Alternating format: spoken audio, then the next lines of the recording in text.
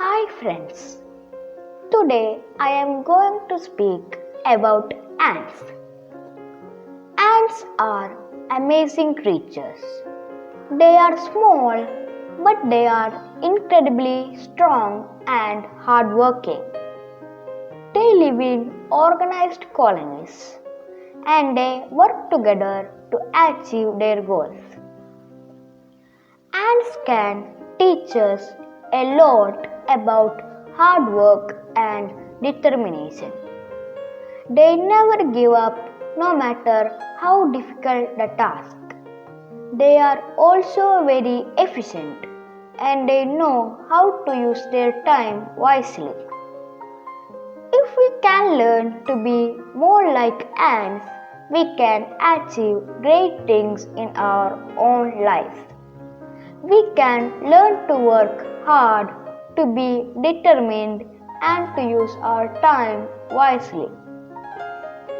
Here are some specific things we can learn from ants. The first one is hard work. Ants are always working. They never give up no matter how difficult the task. We can learn to be more hardworking by setting goals for ourselves and working towards them, even when it is hard. The second one is determination. Ants are determined. They never give up on their goals, no matter how many times they fail.